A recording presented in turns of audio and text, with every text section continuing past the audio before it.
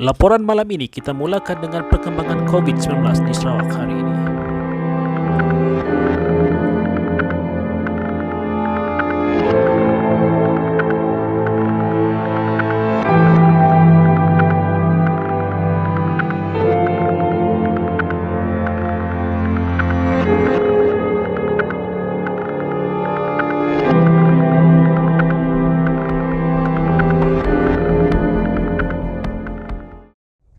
Ketua Menteri Datuk Patinggi Abang Johari Tun Openg berkata gabungan Parti Sarawak GPS menyokong Tan Sri Muhyiddin Yassin sebagai Perdana Menteri demi kestabilan politik negara.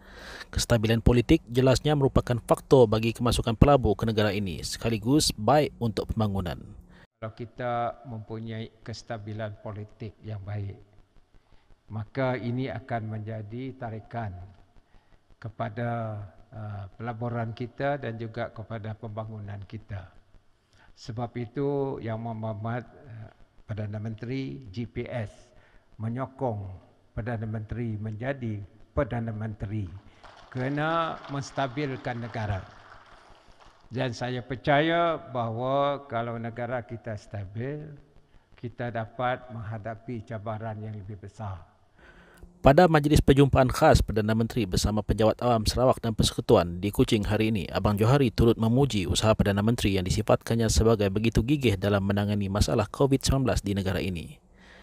Hari ini pun apabila COVID-19, you have really steer how to tackle COVID-19 problem. Tahniah Yang Berhormat Perdana Menteri.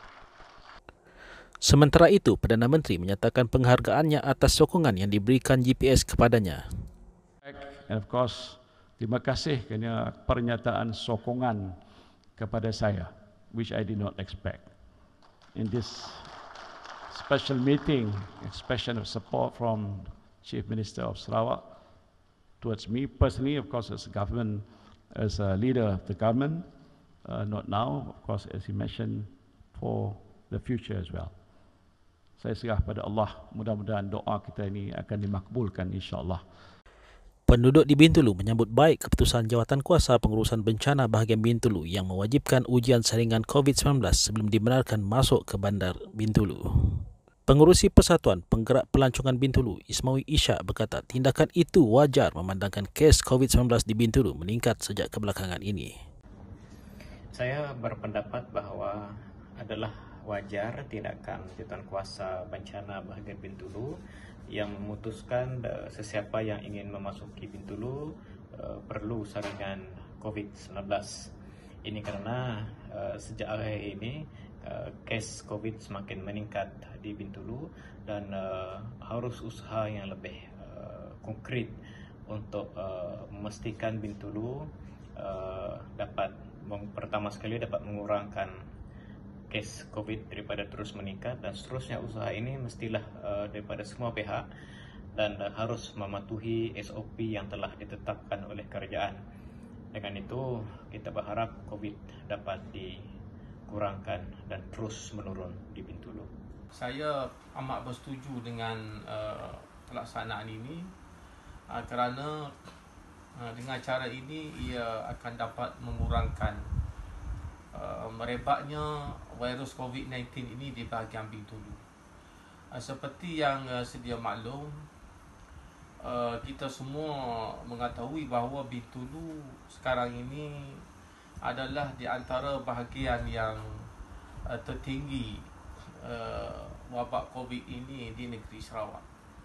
Jadi dengan pelaksanaan ujian saringan COVID ini kepada pihak luar, terutamanya yang akan memasuki bahagian Bintulu, saya sudah pasti ianya akan dapat mengurangkan merebaknya wabak ini, yang mana kita difahamkan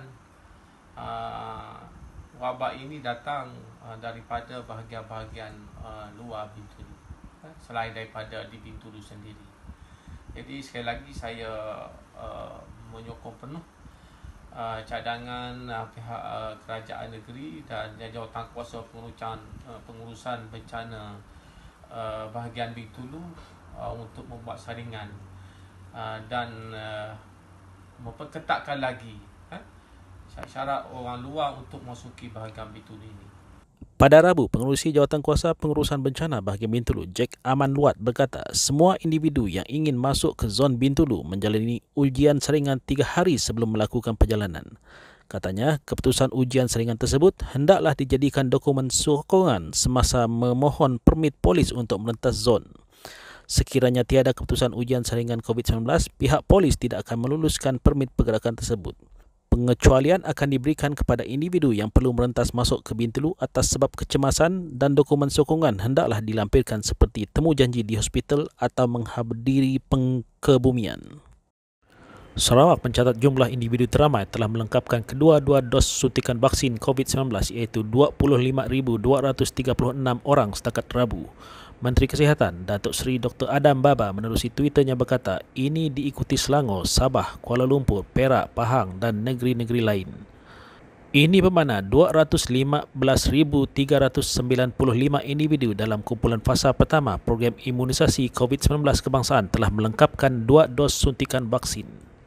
Setakat tempoh sama, 482,208 individu telah menerima dos pertama, menjadikan jumlah keseluruhan pemberian dos pertama dan kedua vaksin COVID-19 di negara ini adalah 698,203. Dr. Adam berkata, Selangor kekal sebagai negeri tertinggi menerima suntikan dos pertama vaksin iaitu 67,931, diikuti Perak, Sabah dan negeri-negeri lain.